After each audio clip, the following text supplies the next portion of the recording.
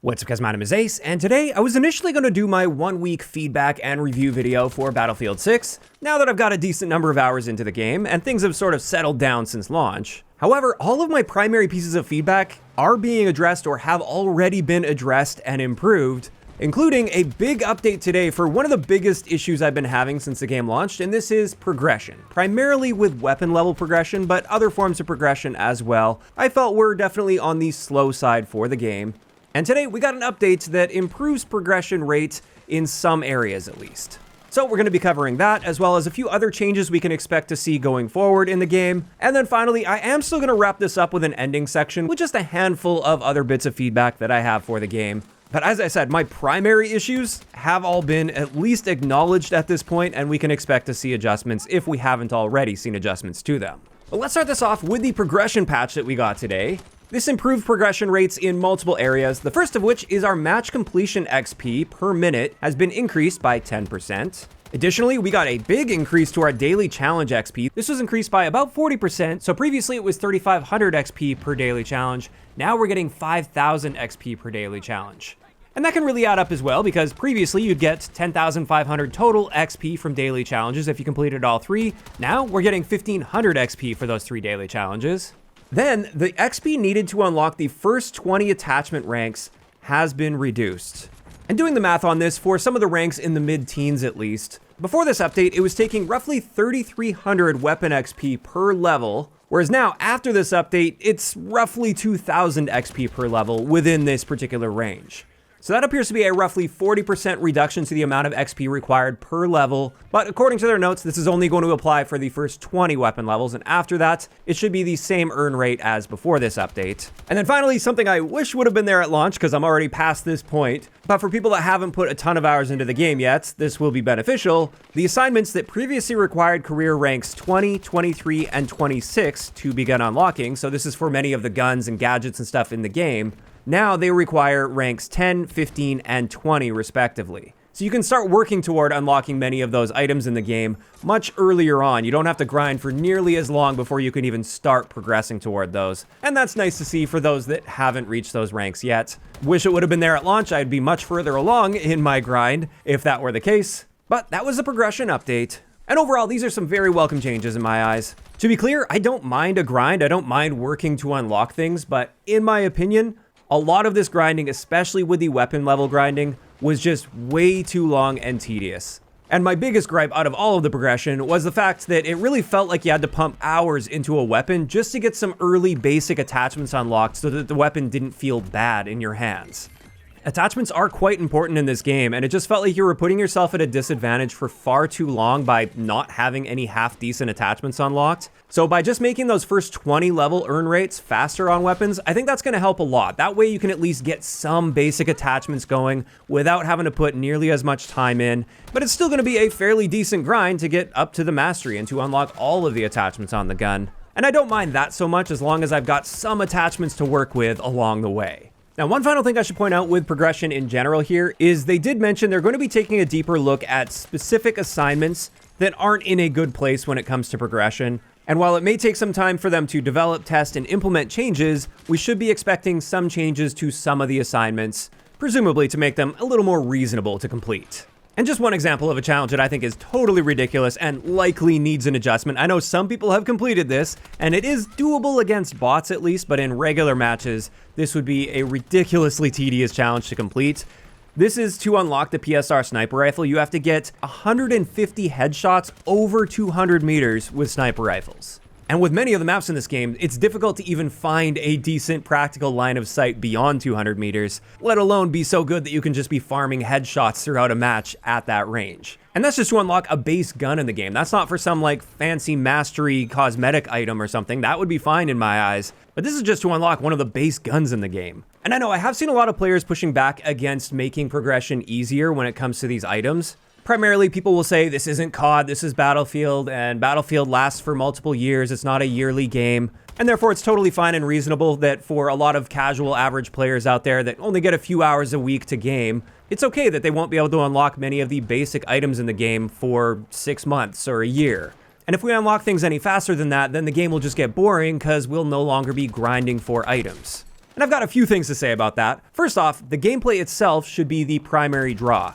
You shouldn't have to be grinding for the base items in the game in order to have a desire to continue playing the game. The core gameplay itself should be enough motivation for you to want to play and continue playing the game. Second, for those that do want that consistent carrot on a stick to be grinding for, this is where cosmetic items can come in. Those mastery badges, for instance, or weapon camos, or character skins.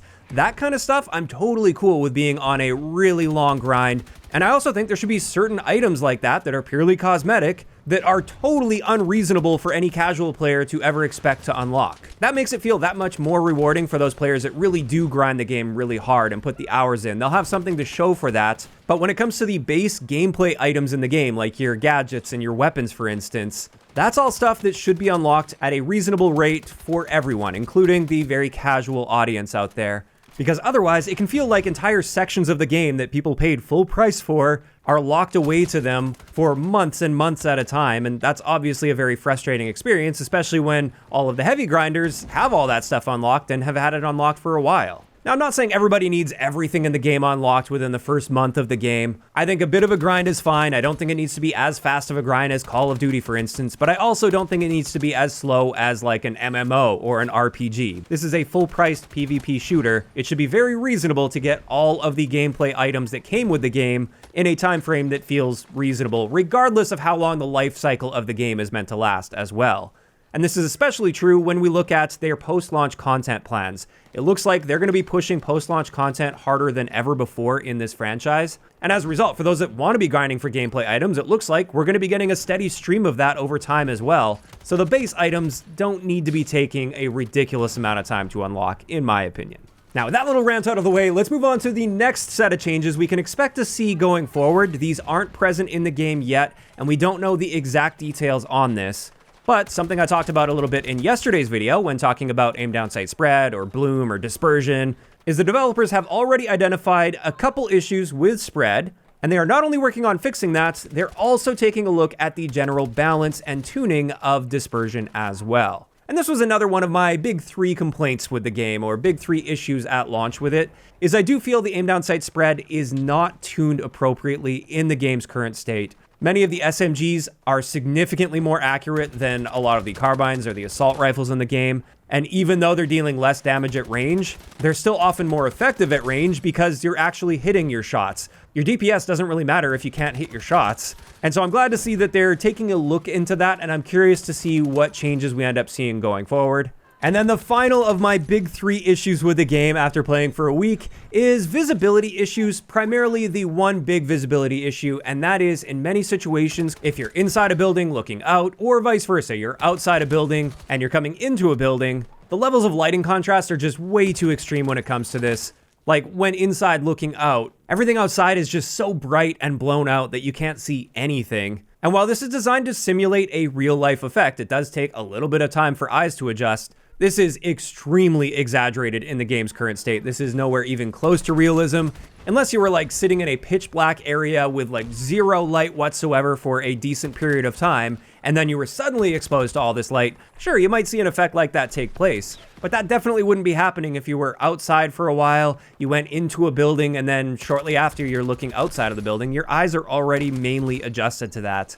And so while some people are pointing to this as being realistic, it's so heavily exaggerated that not having this effect at all would be more realistic than the current level of this effect.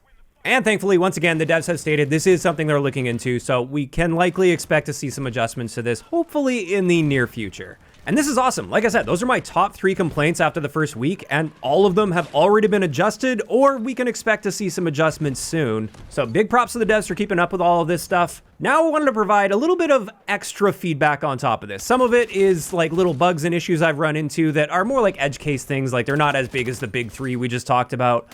And some of it may be just a little bit subjective as well. Just some things that I think would be nice to have. And this is in no particular order. One thing I've noticed is just like in the beta, there still seem to be a bunch of trampolines just hidden around the map where you're just randomly traveling through an area and you suddenly get launched up into the air out of nowhere. It's kind of funny when it happens, the odd time here or there, but it also does get really annoying with how often this tends to happen, since it often launches you in a situation you didn't want to be in and it ends up getting you killed. Next, another thing that I assume is a bug that many people have been noticing is if you adjust the attachments on your weapon mid-game, those adjustments don't seem to be saving once that game ends. So when you get into the next game, all of those changes you made in the previous one won't actually stick. They won't apply, and you'll have to do it again, or you have to back out to the menu and then make your changes, and then they'll save. I do find that to be a little bit frustrating. Another thing is the user interface, I think, is still terrible. I thought it was terrible in the beta. They didn't really make any meaningful adjustments to it for launch. This is something they said they'll continue to look into, and maybe down the road we could see some improvements here, but I doubt we'll be seeing like a full-on overhaul to the UI. Just something I wanted to point out there. Another thing is with many of the optics, I feel like the reticles are really awkwardly scaled, usually scaled up way too large, to the point where, like with a red dot, for instance, the dot is completely obstructing your view because it's scaled up way too high. And on that note, a nice to have in the future that I think could be really cool is the ability to change your reticles, whether that's the color of your reticles or the actual reticles themselves. It would be nice to be able to choose like the optic frame that you want and then choose the reticles. And you can even set those behind challenges for further grinding for those that like that grinding. Now after that, something a lot of people have been pointing out is the default dead zones on controller do seem to be too high. And what I mean by this is if you set your dead zone all the way down to 0 in the game, whether that's axial or your center dead zones, there is still a notable dead zone that's just like built into the game on top of that. And especially with the axial dead zones, for some people, that's causing some issues because they want that even lower than the game is currently allowing. For me, I'm happy with the current state of the axial dead zones, but I do think 0 should be 0, and then we should have full control to increase that if we choose. On a somewhat similar note to that, although this might be just a separate bug or issue, when you have the big map pulled up or the deploy screen pulled up, at least on controller, I find that my reticle drifts really suddenly upward and to the right, despite the fact that I have no stick drift on my controller. And I even tried turning my dead zone up a little bit just to see if it would solve that issue, and it didn't. So this appears to be a separate issue somewhere in there. It's a minor annoyance, but it is a consistently minor annoyance. So it does add up over time, and I hope that's something they can get on top of so it's not suddenly drifting on us without any input. And one last thing I wanted to mention here is I'd love to see a more advanced version of the scoreboard. The number one thing I'd like to see displayed on the scoreboard that isn't currently is the number of revives you have, but I think they could even take that a step farther, like maybe with a vehicle damage stat, or the amount of repairs that you've done, for instance, maybe even the number of players you've spotted throughout a match.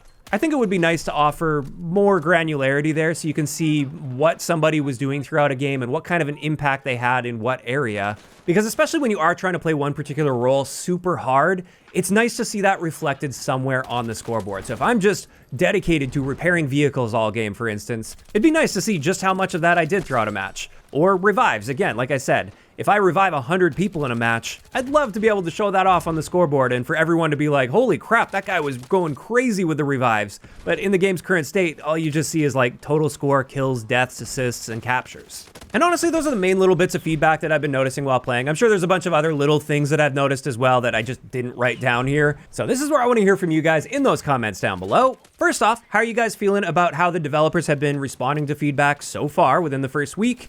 And second, what other bits of feedback do you have, or what quality of life improvements would you like to see added to Battlefield 6 going forward?